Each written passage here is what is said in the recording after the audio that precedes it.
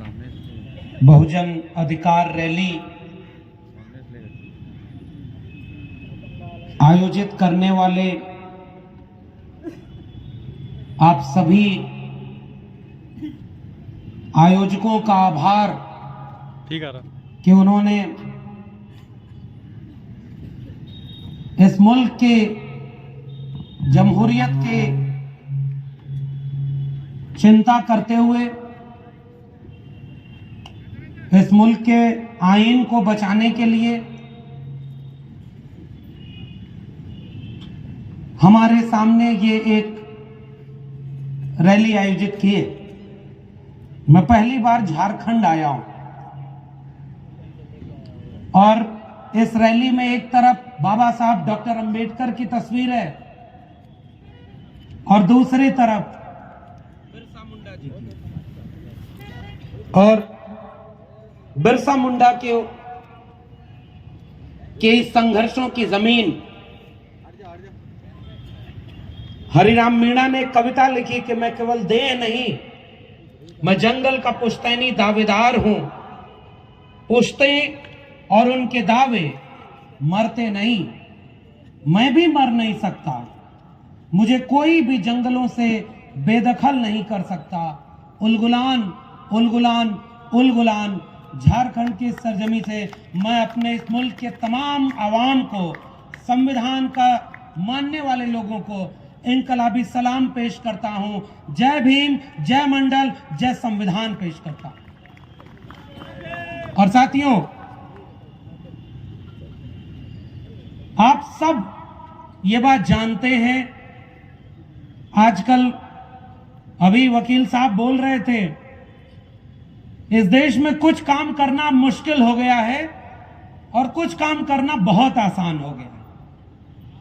अगर इन दोनों में फर्क करें तो जो मुल्क अपनी आजादी का 75 साल मना रहा हो, अमृत महोत्सव मना रहा हो, उस मुल्क में आसान काम क्या होना चाहिए था? सबको अच्छी तालीम मिले, सबको नौकरी मिले, सब मोहब्बत प्यार से रहें।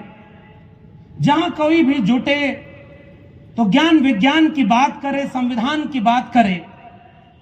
मगर अब यह काम मुश्किल होता जा रहा है और आसान काम क्या हो गया? अभी उन्होंने इशारा किया कि धर्म संसद बनाओ और वहां से कोई ऐसा नारा लगाओ और उस पर आपको कोई कार्रवाई नहीं कराई जाएगी। अब तो बहुत सारे और लोग शुरू हो गए, वो बड़ी बड़ी रैली और सम्मेलन करके किस्मत बता रहे हैं और मेन स्ट्रीम मीडिया ये दिखा रहा है कि ये अंधविश्वास नहीं, पाखंड नहीं, ये चमत्कार हो रहा है और उनके ऊपर से जो दिखाई देता है वो बोलते हैं। और पूरी मीडिया ये साबित करने में लग गई है कि ये विज्ञान है और वो बाबा को एकदम सब लोग सर आंखों पर बिठा रहे हैं। मेरा मन हुआ कि फिर मैं क्या बोलूं, तो जितने अगर इन बाबाओं की बात में ही सच्चाई है तो इस मुल्क के सारे तालीमी इदारे बंद कर दो, उसकी जरूरत क्या है? हर जगह पर एक बाबा बिठा दो, वो सबकी किस्मत बताएगा और ये मुल्क सोने की चिड़िया बन जाएगा। हम आपके खिलाफ क्यों बोले? हो सकता है कासिफ भाई और ये लोग इतनी मुश्किल से ये आयोजन किए हैं, कल को यहीं के मुकदमे कोई लगा दे, तो हम इनको मुश्किल में नहीं डालना चाहते, इसलिए हम उन लोगों के खिलाफ कुछ नहीं बोलना चाहते।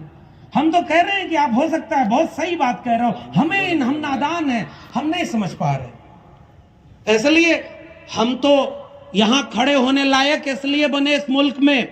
इस मुल्क के किसान, कामगार, कमेरा तबके से आने वाले लोग, इस मुल्क के SC ST किसान जातियों, मेहनतकश जातियों और दलित, पिछड़े, आदिवासी और पसमानदा लोगों के बीच से तमाम लोग जिन्होंने इस मुल्क को रहने लायक बनाया, वो सारे लोग, हमारे जैसे लोग अगर यहाँ इस वक्त खड़े हो पा रहे हैं तो वो केवल और केवल इस मुल्क के आईन और मंडल कमीशन की वजह से हैं। इसलिए हम वो बात बोलेंगे जो सच बात होगी। आपके लिए बाकी चीजें बहुत अहमियत रखती होंगी, हमारे लिए इस मुल्क का आईन अहमियत रखता है और हम इसलिए इस मुल्क के आईन की हिफाजत के लिए चिंतित हैं और यहां आपके सामने खड़े हैं। हम चाहते हैं कि इस मुल्क में आज दुनिया चांद पर जा रही, दुनिया में ज्ञान विज्ञान कहां जा रहा है? ये वही मुल्क है। कंप्यूटर जब बाकी देशों में बना तो उससे वो चांद सूरज को पढ़ रहे थे, वो गैलेक्सी को खोज रहे थे। और हमारे देश में कंप्यूटर आया तो पहला काम उससे जन्म कुंडली बनाने का हुआ। इस देश में ऐसा ऐसा चमत्कार हुआ है, मैं बहुत नहीं उधर जाना चाहता कि कब कौन सी मूर्ति दूध पीने लगती है और कब कौन जादू करके लोगों को ठीक करने लगता है। मैं अफसोस के साथ कहता हूं, इस मुल्क में नज़ला जुकाम खांसी से अगर कोई मर जाए और उसे एक टैबलेट दवा का न मिले तो मुझे लगता है कि मेरा दस्तूर खतरे में है। अगर आज की डेट में कोई भूख से मर जाए, कोई गरीबी से मर जाए, किसी के घर में चूल्हा न जले और हॉस्पिटल और स्कूल पर बात होने की बजाय दिन रात मंदिर मस्जिद के नाम पर बात हो, तो मुझे अफसोस होगा। और मैं हर मंच पर खड़े होकर के कहूंगा कि स्कूल, कॉलेज और विश्वविद्यालय की बात करो, संविधान की बात करो, इस मुल्क को जोड़ने की बात करो। केवल मेरा इतना कहना है। बड़े बड़े ताकतवर लोग हैं भाई, उनके ऊपर कोई टिप्पणी करेंगे तो बहुत कुछ हो सकता है। हमारा दोस्त उमर खालिद आज भी जेल में है। हम लोग वहां खड़े होकर के नारे लगाया करते थे, संविधान को बचाने के नारे। हमारे प्रोफेसर हनी बाबू जेल में हैं। तमाम लोग जो आदिवासियों की लड़ाई लड़ते हैं वो जेल में हैं। तमाम लोग जिन्होंने इस मुल्क के आईन को बचाने की लड़ाई लड़ी वो जेल में हैं। और जिन्हें जेल में होना चाहिए उसमें से कुछ बाबा 4 महीने में चौथी बार बेल पर हो रहे हैं बाहर। और मैं उनके बारे में भी कुछ नहीं कहना चाहता। हो सकता है भाई संविधान जिंदा हो उनके लिए। तो मैं केवल ये चिंतित हूं कि जो संविधान की बात कर रहा है, अब मेरे लिए संविधान का मतलब क्या है। मैं दिल्ली विश्वविद्यालय में पढ़ाता हूं, जेएनयू को बदनाम किया, दिल्ली विश्वविद्यालय को बदनाम किया। और इस झारखंड के लोगों, आप एक बार सोचो, दिन रात टीवी पर जहर, और इस देश में एक नई शिक्षा नीति लागू हो गई है। वकील साहब ने अपने कोर्ट वाले नजरिए से जो बात कही, मैं उसको एजुकेशन वाले नजरिए से रख रहा हूं। नई शिक्षा नीति ने इस देश में अंबानी और अडानी के हाथों में इस देश की शिक्षा व्यवस्था को बेच दिया है। यह बात आपसे कहने आया हूं। 40% एजुकेशन अब ऑनलाइन मोड में होगी। एजुकेशन के लिए दावा करेंगे विश्व गुरु, और परमानेंट अपॉइंटमेंट अब शिक्षक का नहीं होगा, ठेके पर प्रोफेसर रखे जाएंगे। तो शिक्षा को बेचने का काम कैसे किया गया।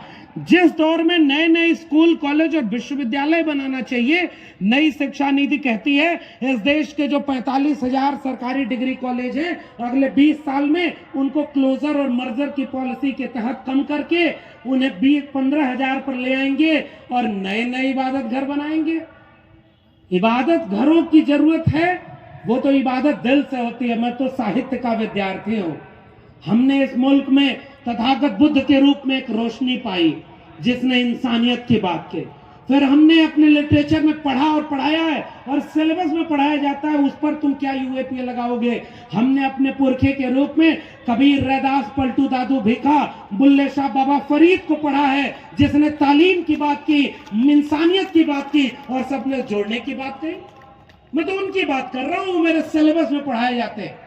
और इसलिए मैं कह रहा हूं, मुझको कहां ढूंढे रे बंदे, मैं तो तेरे पास में। ना मैं मंदिर, ना मैं मस्जिद, ना काबे कैलाश में, ना मैं जप में, ना मैं तप में, ना मैं व्रत उपवास में। खोजी हो तो तुरते मिलियो पल भर की तलाश में। कहे कबीर सुनो भाई साधु, सब सांसों की सांस में।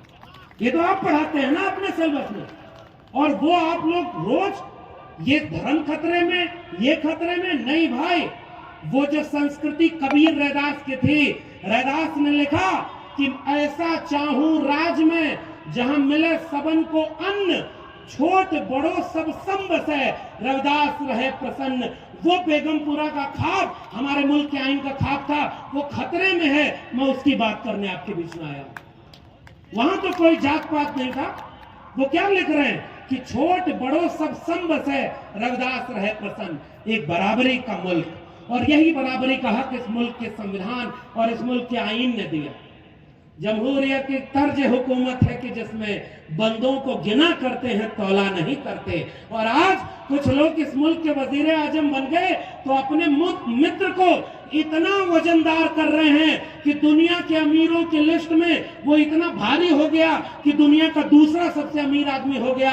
और उसी वक्त इस मुल्क के 80 करोड़ लोग 5 किलो अनाज पर जिंदा हैं। इसलिए मुझे अपने मुल्क की चिंता है कि ये गरीबी गरीबी क्यों हो रही है और कुछ लोग इतने अमीर हो गए।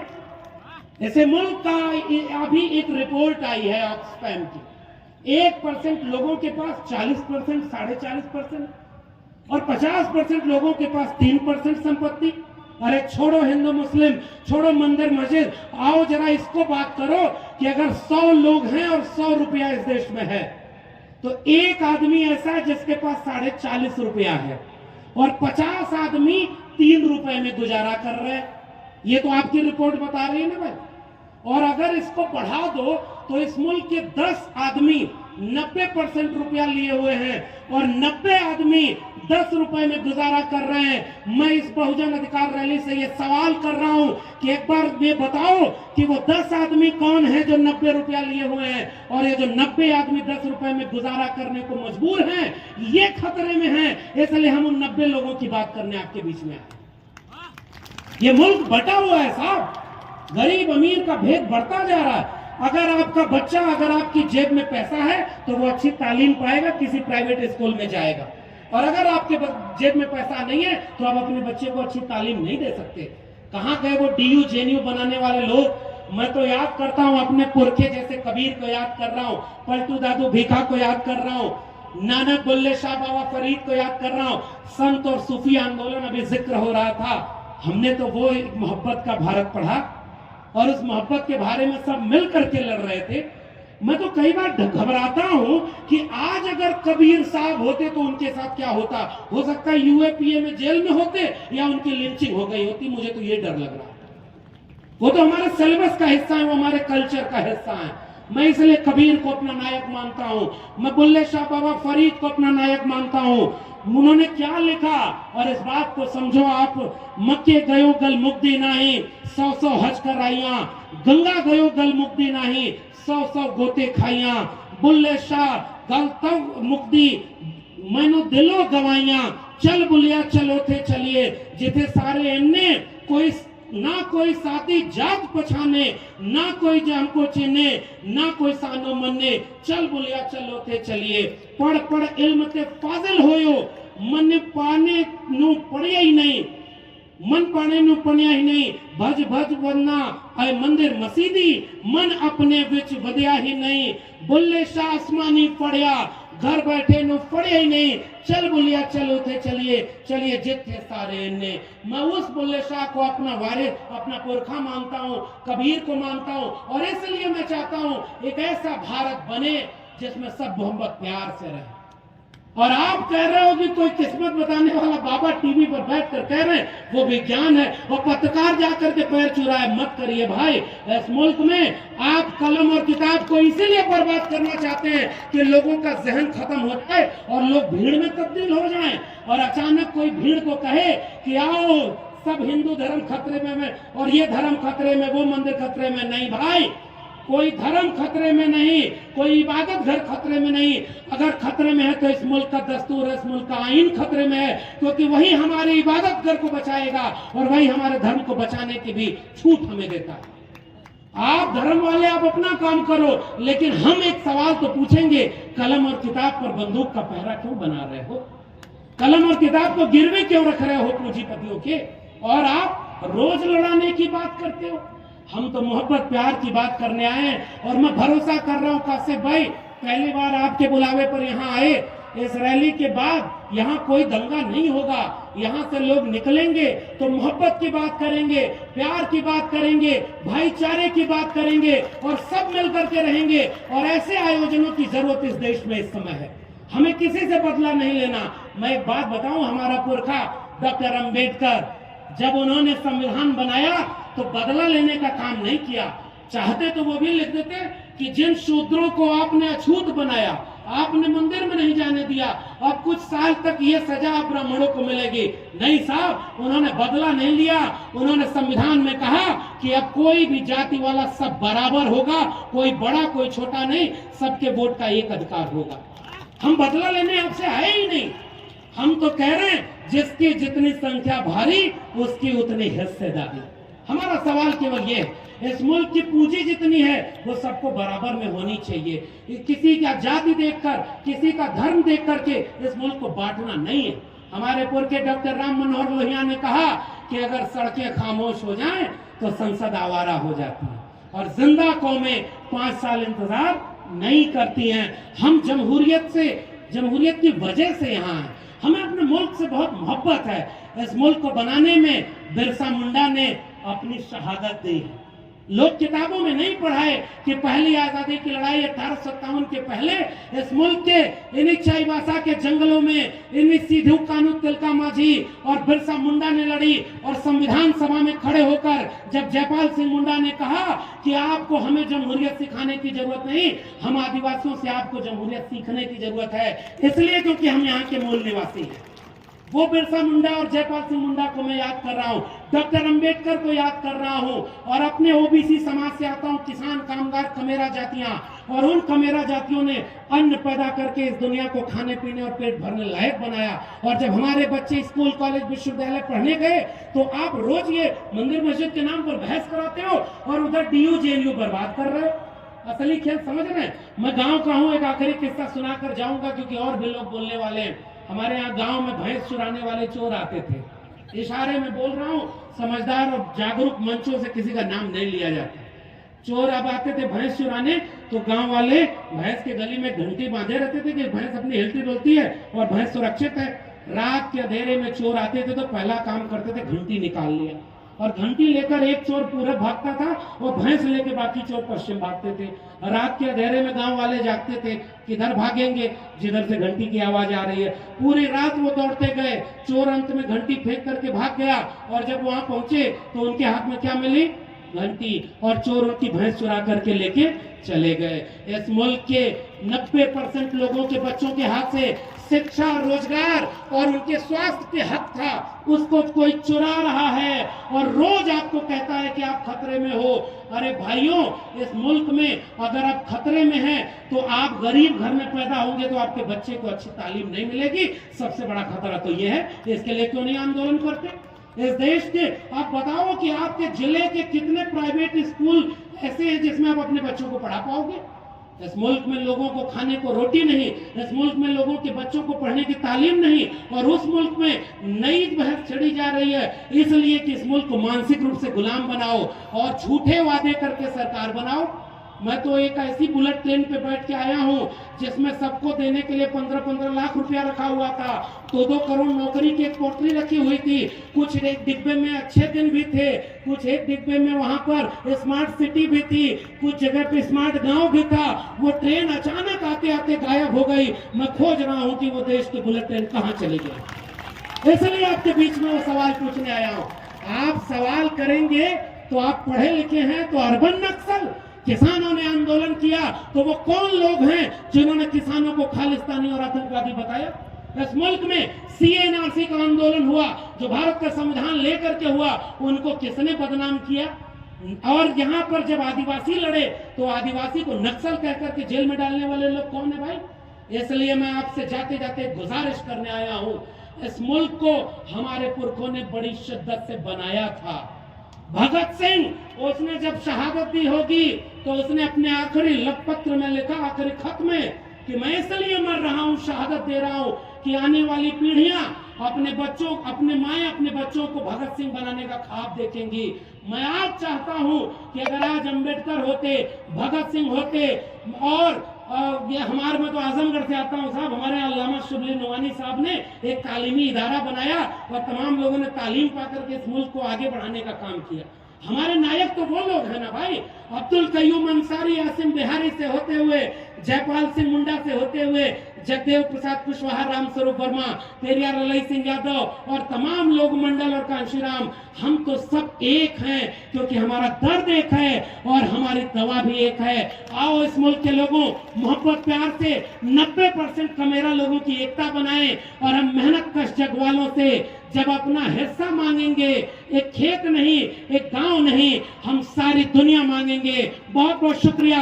जय भीम, जय मंडल, संविधान जिंदाबाद, उल गुलाम जिंदाबाद, इनकलाब जिंदाबाद। जोहार झारखंड।